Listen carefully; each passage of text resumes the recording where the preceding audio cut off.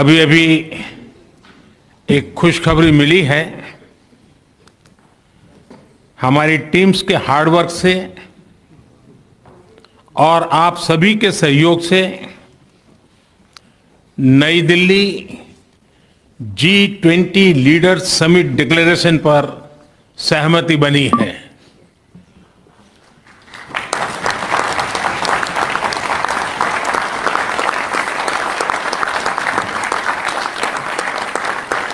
मेरा प्रस्ताव है कि इस लीडर्स डिक्लेरेशन को भी एडॉप्ट किया जाए। मैं इस डिक्लेरेशन को एडॉप्ट करने की घोषणा करता हूं।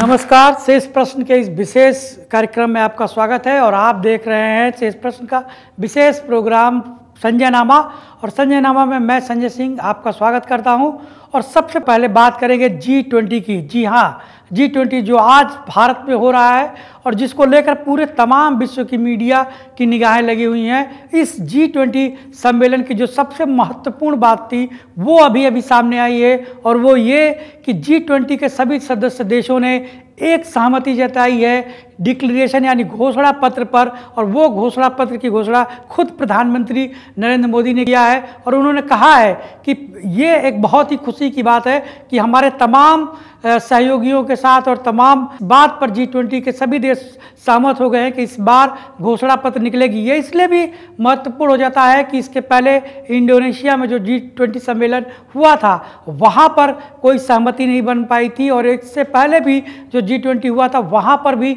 सहमति नहीं बन पाई थी। तो ये भारत के लिए कूटनीतिक दृष्टिकोण से एक बहुत बड़ी उपलब्धि कही जा सकती है, क्योंकि लगातार इस G20 सम्मेलन को लेकर जो विरोधी थे वो इस बात को लेकर शंका व्यक्त कर रहे थे कि इतना रकम खर्च करने के बाद भारत को क्या मिलेगा। सबसे बड़ी बात कि भारत जो विश्वगुरु बनने की राह पर चल चुका है, आज उसने दिखाया कि भारत विश्वगुरु बनने की राह पर नहीं बल्कि विश्वगुरु बन चुका है। और उसका उदाहरण सुबह जब G20 सम्मेलन की शुरुआत हुई तब प्रधानमंत्री नरेंद्र मोदी ने अपने शुरुआती भाषण में इस बात का जिक्र किया कि इस G20 समूह के जो 20 देश हैं, जो सदस्य देश हैं, वो इस बात पर तैयार हो गए कि अफ्रीकी समूह को G20 का सदस्य बनाया जाएगा। और उसके बाद पूरे हाल में जोरदार तालियों के साथ स्वागत किया गया अफ्रीकी समूह सदस्य के और उनको जो है उस कुर्सी पे बैठाया गया। ये दर्शाता है कि इस बात को लेकर बहुत लंबे समय से चर्चा चल रही थी कि क्या अफ्रीकी समूह देशों को G20 में जगह मिलेगी, क्या अफ्रीकी समूह को उस अस्थायी सदस्यता मिलेगी G समूह में, क्योंकि इसकी चर्चा सिर्फ भारत ही नहीं चाइना भी कर रहा था। और इसके पहले जब ब्रिक्स सम्मेलन हुआ था वहाँ पर इस बात को लेकर भारत और चाइना दोनों ही इस बात की तैयारी में थे कि कौन अगुवा बनता है इस अफ्रीकी समूह का। क्यों कि अफ्रीकी समूह की अगर हम बात करें तो कई दृष्टिकोण से, दक्षिण एशिया के दृष्टिकोण से भी अगर आप देखें तो ये अफ्रीकी समूह बहुत महत्वपूर्ण हो जाते हैं। 54 देशों का ये समूह जो अफ्रीका में आता है और अफ्रीकी कंट्रीज के अंदर आता है, वहाँ पर जिस तरीके से चीन ने घुसपैठ किया है ये सोचने वाली बात थी। सिर्फ भारत को नहीं लेकिन उन देशों को भी जो चाइना के खिलाफ लड़ रहे हैं या चाइना की स्ट्रेटजी के खिलाफ लड़ रहे हैं, उन देशों को भी ऐसा लग रहा था कि अगर भारत इसकी अगुवाई करता है तो अफ्रीकी देशों के बीच जो चीन लगातार इंफ्रास्ट्रक्चर से लगाई उनके प्राकृतिक दोहन पे लगा हुआ है उसको रोका जा सकता है। और भारत ने आज उसकी अगुवाई की है और उस अगुवाई में अफ्रीकी देशी समूह को G20 की सदस्यता दिलाई। सुबह ये खबर आई और उसके बाद शाम होते होते प्रधानमंत्री नरेंद्र मोदी ने एक और खुशी की बात, एक खुशी की खबर दी और ये कहा कि इस G20 सम्मेलन में जो अब तक लोगों की आशाओं के अनुरूप था, ऐसा लग नहीं रहा था कि G20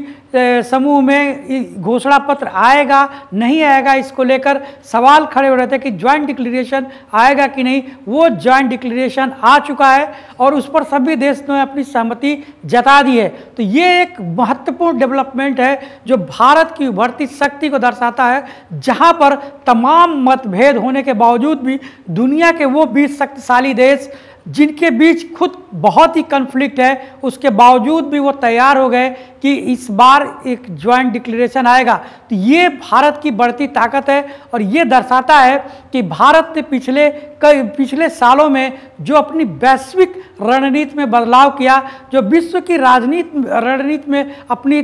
तब्दीलियां लाई, उसका असर अब दिख रहा है। चाहे वो यूक्रेन के साथ रूस के युद्ध की बात करें या अमेरिकी स्ट्रेटजी की बात करें, दोनों ही जगह भारत कामयाब रहा। आपने देखा कि अमेरिकी राष्ट्रपति सीधे एयरपोर्ट से उतरने के बाद प्रधानमंत्री निवास पहुंचते हैं, वहां प्रधानमंत्री के साथ 45 मिनट की बातचीत करते हैं और कुछ मुद्दों पर एक सहमति बनती है। उस सहमति का ही नतीजा था जो सुबह अफ्रीकन देशों के सदस्यों को अस्थायी सदस्यता दिलाई गई और अब ज्वाइंट डिक्लेरेशन की घोषणा की गई है। तो इन तमाम चुनौतियों के बाद जो आशंकाएं व्यक्त की जा रही थी कि चीन के राष्ट्राध्यक्ष और रूस के राष्ट्रपति इस G20 सम्मेलन में भाग नहीं ले रहे हैं और इस कारण इस G20 सम्मेलन को लोग औचित्यहीन मान रहे थे कि इस G20 सम्मेलन को लेकर जो उत्साह दिखाया जा रहा है, जिस तरीके से भारत इसको उत्साह दिखा रहा है, उसके लायक वो नहीं है। लेकिन अब उन लोगों को भी ये मानना पड़ेगा,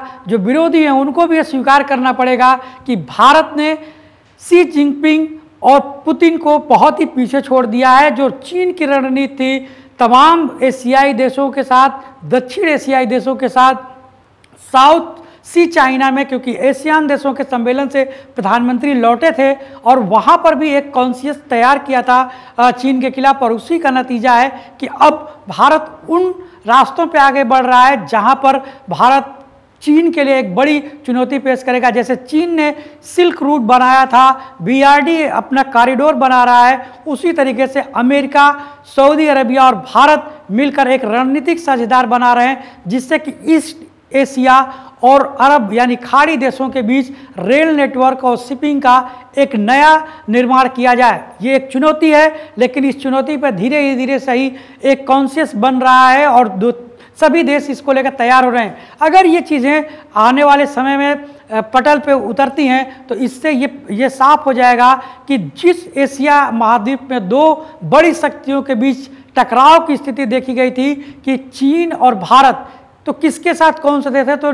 अब ये साफ हो चुका है कि भारत के साथ दुनिया के सभी देश खड़े हैं। और यही कारण है कि चीन के राष्ट्राध्यक्ष न चाहते हुए भी वो भारत नहीं आए, क्योंकि उनको पता था कि अगर वो भारत आते हैं तो इससे उनकी स्थिति, उनकी पोजीशन खराब होती, न कि भारत की पोजीशन खराब होती। और चीनी राष्ट्राध्यक्ष खुद दबाव में होते शी जिनपिंग यहाँ पर, क्योंकि सभी देशों के बीच उनको ये दबाव स्वीकार करना पड़ता भारत को लेकर। तो ये चुनौतियों के बावजूद जिस तरीके से भारत कोविड के बाद यानी कोविड के आपातकाल के बाद जिस तरीके से भारत निकला है और जिस तरीके से लगातार अपनी ग्रोथ को बढ़ा रहा है, अपनी ताकत को बढ़ा रहा है, और सभी पूरे विश्व में जो वसुधैव कुटुंबकम की बात हम करते हैं, एक धरती एक परिवार की जो बात कर रहे हैं, उस पर पूरी तरीके से खरा उतर रहा है। और यही चीज़ है जो मोदी को एक ग्लोबल लीडर के रूप में स्थापित कर रहा है। और न चाहते हुए भी सभी विरोधियों को ये मानना पड़ेगा कि अभी के वर्तमान समय में प्रधानमंत्री नरेंद्र मोदी दुनिया के सबसे ताकतवर या सबसे लोकप्रिय नेता हैं। और इस बात में कोई भी कह सकते हैं कि किसी को भी कोई समस्या नहीं होनी चाहिए कि आज के परिस्थिति में, आज के वर्तमान परिवेश में भारत पूरी दुनिया को लीड कर रहा है। और इसी का नतीजा है कि G20 में जो लगातार एक असफल होता हुआ कह सकते हैं कि सम्मेलन था, वो आज सफल हो गया और पहली बार एक जॉइंट डिक्लेरेशन पर सहमति बन चुकी है। और यही दर्शाता है कि आने वाले समय में भारत पूरी दुनिया को लेकर एक ग्लोबल लीडर के रूप में लीड करेगा और विश्व की परिकल्पना जो भारत ने की है वसुधैव कुटुंबकम की, उसको साकार करेगा।